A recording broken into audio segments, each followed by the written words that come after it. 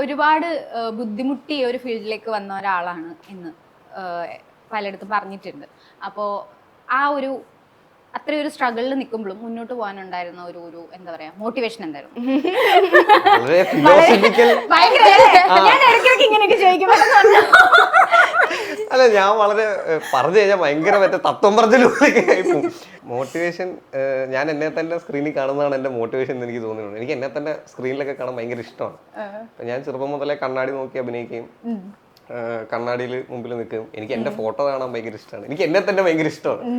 അപ്പോൾ പല ഇങ്ങനെ ഈ പറഞ്ഞ പോലെ റിജക്ഷൻസ് ആണെങ്കിലും എന്താണെങ്കിലും എനിക്ക് അവിടെ എത്തണം എന്നുള്ളൊരു ആഗ്രഹം ഉള്ളത് കൊണ്ടായിരിക്കാം.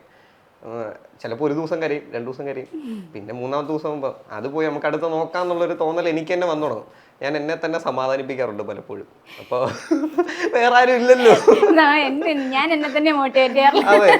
അപ്പോൾ മോട്ടിവേഷൻ ഒന്നും കിട്ടാത്ത സാഹചര്യത്തിൽ അങ്ങനെ ചെയ്യരുത്. പക്ഷെ ഇപ്പോൾ അങ്ങനെയല്ല കേട്ടോ. ഇപ്പോൾ ഒരുപാട് പേര് മോട്ടിവേറ്റ് ചെയ്യാനുണ്ട്, നമ്മുടെ വർക്ക് അപ്രിഷിയേറ്റ് ചെയ്യുന്നതുണ്ട്. പണ്ടൊക്കെ ആണെങ്കിൽ നമുക്ക് ആരും അധികം കണക്ഷൻസ് ഇല്ല, നമ്മളെ ഇൻഡസ്ട്രിയിൽ നിന്നും ഹെൽപ്പ് ചെയ്യാൻ ആരും ഇല്ല. അങ്ങനത്തെ ഒക്കെ സാഹചര്യത്തിൽ സ്വന്തമായിട്ട് മോട്ടിവേറ്റ് ചെയ്ത് കൊണ്ടുവരിക എന്നുള്ളതേ ഉള്ളൂ.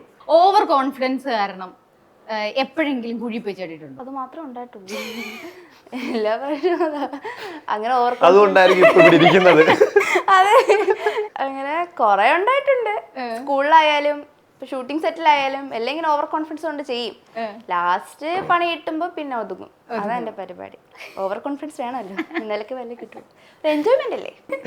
ശരിക്കുള്ള എന്തെങ്കിലും ഒരു സ്റ്റീരിയോ ടൈപ്പ് സീരിയൽസിലുള്ള അല്ലെങ്കിൽ ഒരു ക്ലീഷേ ഒരു സ്വഭാവം മാറ്റണം എന്ന് ഏതെങ്കിലും ഒരു സമയത്ത് തോന്നിയിട്ടുണ്ടോ?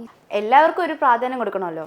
ഗേൾസ് മാത്രമല്ലല്ലോ, ബോയ്സിനും അവരുടെ ആക്ടിങ് സ്കിൽസും അവരുടെ രീതി, അവരുടെ പോയിന്റ് ഓഫ് വ്യൂവും കാണാം. അപ്പോൾ മൂവീസിൽ നമ്മൾ അത് മോസ്റ്റ്ലി കണ്ടിട്ടുള്ളൂ. സീരിയലിലും നമ്മളങ്ങനെ കാണുമ്പോൾ ആ ഒരു പോയിന്റ് ഓഫ് വ്യൂലും നമ്മൾ എല്ലാവരും കാണുമ്പോൾ വേറെ ആയിരിക്കും. നമ്മൾ ഇതിനകത്ത് അങ്ങനെ ഓവറായിട്ട് ഒന്നും ചെയ്യുന്നില്ല. ആക്ടിങ് ആണെങ്കിലും മേക്കപ്പ് ആണെങ്കിലും കോസ്റ്റ്യൂം ഇതൊന്നും ചെയ്യുന്നില്ല. അവിടെ എല്ലാം ആണ് ഒരു ക്ലീഷ അവിടെ ബ്രേക്ക് ആയി.